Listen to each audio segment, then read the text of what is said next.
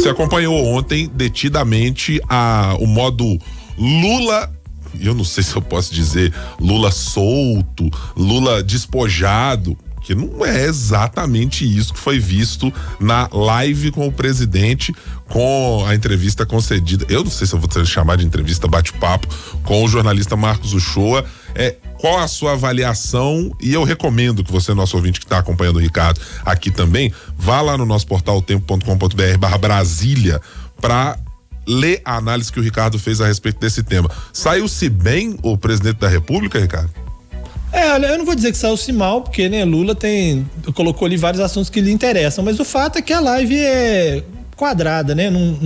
Não parece live, parece realmente uma entrevista para um jornalista dentro do âmbito da imprensa. Não parece realmente algo ali informal, né? Acho que o modelo não é um bate-papo, é uma conversa com respostas muito longas. Acho que isso não interessa muito as pessoas que buscam as informações ali no YouTube. Acho que houve um erro quanto ao horário, né? O horário que as pessoas estão trabalhando. Isso é óbvio que as pessoas podem acessar essa live em qualquer horário, mas isso deu aquela ideia de que o negócio foi um fracasso, né? Porque tinha pouca gente assistindo, né? Teve em alguns momentos ali um pico ali, um pouco mais de 10 mil pessoas, o que para um presidente da República é muito pouco, né? Se comparado ao que fazia Bolsonaro, por exemplo, né? Que fazia uma live em outro horário, no horário que as pessoas não estavam trabalhando.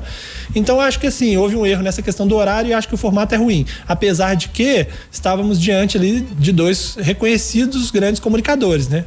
O presidente que já foi eleito 3 vezes a presidente da República não pode ser considerado alguém que não sabe se comunicar, assim como o jornalista Marcos Uchoa, que é uma sumidade no meio jornalístico, né, que agora trabalhando na TV Brasil. E há também essa confusão, né, é uma live do presidente, mas o Marcos Uchoa, que é da TV Brasil, que estava transmitindo, afinal, isso é da TV Brasil ou é do Lula? É do governo ou é do próprio presidente, né? Tem mais cara de governo, né? E parece que nesse caso é mesmo cara de governo. E sendo cara de governo, não traz essa proximidade tão grande das pessoas com o presidente. Então acho que isso atrapalha, mas eu acho que assim, o presidente, claro, pelo tamanho dele, tudo que ele fala repercute. Então, assim, de certa forma, alimentou ali informações que foram usadas na imprensa, né? Nós mesmos divulgamos várias coisas que foram ditas ali, né? Repercutimos várias coisas que foram ditas ali. Então, serve para de alguma forma o presidente prestar contas, mas do ponto de vista de formato, acho que está muito longe ainda do que o presidente precisa para de fato dinamizar a comunicação de governo. Vamos ver na semana que vem, né, se vai mudar alguma coisa, se a comunicação consegue entender esses pontos de fracasso, talvez não seja essa palavra certa, mas esses pontos precisam ser mudados, né, e adequados, porque de fato, tendo pouco mais de 10 mil pessoas numa live de um presidente, fica muito pior essa imagem aí do que melhor quando a gente pensa que as pessoas podem acessar, né? Eu fiquei muito com a impressão, Ricardo, desculpa interromper, acho que a primeira parte da live, eu acompanhei um bom pedaço dela, não todo, não até o final. A primeira parte da live começou-se ali com aquela história de vamos fazer uma gracinha inicial, mas sabe aquele constrangimento de você dizer, e foi o jornalista Marcos natural, Uchoa, né? Era o jornalista Marcos Uchoa dizendo, presidente, vou perguntá-lo aqui sobre o Ministério do Namoro, o senhor está sendo cobrado pelo Ministério do Namoro. A resposta do presidente Lula durou, acho que mais ou menos 1 minuto e meio, de uma maneira descontraída, e de resto foi falar de coisas sérias, coisas do ponto de vista de governo importantes, eu tenho certeza, sob a ótica lulista, mas que não geram o jeito e o estilo e a maneira de se comunicar que me parece ser o grande atrativo de redes sociais. Sabe aquela história da frase de impacto ou de uma declaração que tem a ver com algo muito fora do contexto? Isso ficou muito, muito, muito à margem do todo, né, Ricardo? Ficou distanciado, como você disse no seu texto, da dinamização que as coisas que giram no YouTube, no Instagram, os cortes, né, os famosos cortes ou os stories, ficou muito distante daquilo que se imaginava de ser algo descontraído nesse ponto.